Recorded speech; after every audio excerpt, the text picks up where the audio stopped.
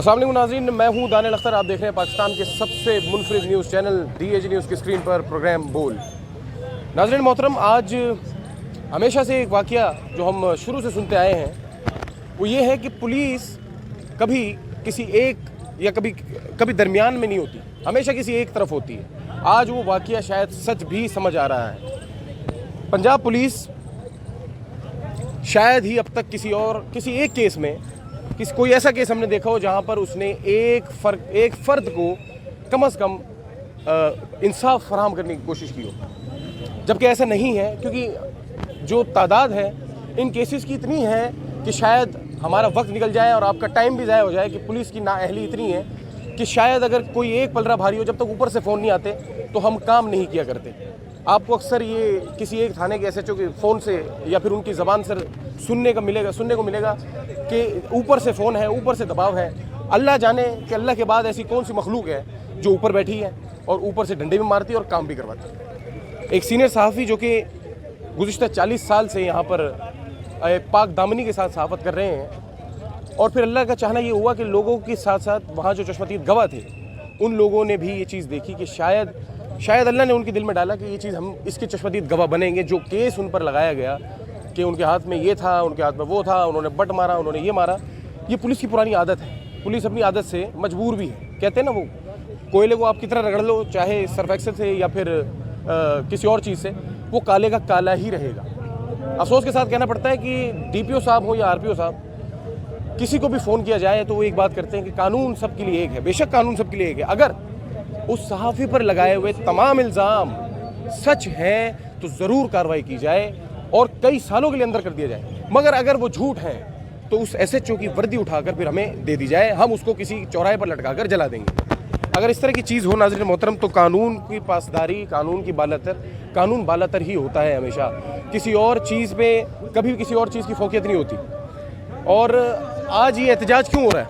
इस एहतजाज का भी कोई फ़ायदा होने वाला है नहीं, क्योंकि हमें पता है पहले से कि एक चीज़ जब आपने तय कर दी कि हमने एक शख्स को उसकी किरदार कुशी करनी है, पहले किरदार कशी करने के बाद उसे सबके सामने ये गिल्टी फील करवाना है, उसे सबके सामने ट्रेटर दिखाना है, ये सब चीज़ें करने के बाद भी अगर आप ये उम्मीद रखते हैं कि पुलिस से तहफ़्फ़ुज़ मिल सकता है, तो मैं ये कहूँगा कि उठ जाइए, बहुत सो लिए, बहुत आपने नींद अपनी पूरी कर ली। आपको तहफ़्फ़ुज़ मिलना बहुत मुश्किल है इस दौर में।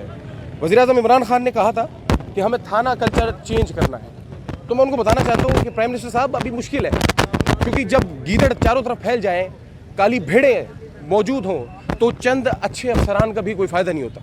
और इमरान खान साहब को शायद अभी 15-20 साल और लगेंगे कुत्ते की दुम टेढ़ी करने में, सीधी करने में। टेढ़ी तो है वो, और अगर कुछ अच्छे अफसरान भी हैं तो वो भी बेचारे इनमें शामिल हो जाते हैं कि सारे के सारे करप्ट हैं। हम ऐसा कभी भी नहीं कहते कि कोई सब एक है। सहाफ़ियों को भी लोग ये कहते हैं 2 नंबर है, लिफाफा ले रहा है, ये ले रहा है, वो ले रहा है। मगर अगर बात सच और हक की हो तो फैसला आप किसी की ज़बान से सुनेंगे। यहाँ पर आप किस लिए इकट्ठा हुए हैं? ये पुलिस ने गुंडागर्दी का जो सबूत दिया है ना, अख्तर अली गुज्जर, जिनके घर के साथ मामूली सी तू तकरार हुई है छोटे बच्चों में, और वो थाने गए, टाउट माफिया, उन्होंने जाके डकैती की FIR दर्ज कराई। SHO इफ्तिखार मलकानी, तमाम पुलिस इंतजामियों को शर्म आनी चाहिए कि क्या कोई आदमी अपने घर के साथ डकैती की वारदात करता है, लिहाज आना चाहिए। और एक बंदा खुद एप्लीकेशन जाके थाने दे रहा है, क्या डकैती की वारदात के पास बाद वो क्या थाने जाएगा? शर्म आनी चाहिए SHO को। और ये कोई तरीका नहीं कि आप किसी को अरेस्ट कर लें, उसके बाद आप मुकदमा दर्ज करें। लानत हो ऐसे इनके। तफसीलात के मुताबिक, CCTV फुटेज के मुताबिक उनके तमाम इल्ज़ाम जो है वो मुस्तरद हो रहे हैं। आपने वो इल्ज़ाम जो इल्ज़ाम पेश कर रहे थे वो, उसके खिलाफ जो आपकी वीडियो सबूत था वो आपने पेश किया? बिल्कुल पेश किया। उसके अंदर अख्तर गुज्जर का किरदार सिर्फ छुड़ाने का था और इसके अलावा कोई किरदार नहीं था। ये सिर्फ पुलिस इंतजामिया ने सहाफ़े पर अपनी धाक बिठाने के लिए टाउट माफिया के कहने पर FIR दर्ज की। एक इंसान 35 से ज़्यादा साल सहाफ़त करता है, उसके बाद उसे जब इस तरह के केसेस का सब, जबकि सहाफ़ी अगर है तो उसमें मुकदमात भी होंगे, सहाफ़ती ज़िंदगी का हिस्सा है। अब जब मुकदमात हो रहे हैं उसके बाद वो पेशे भुगताते हैं।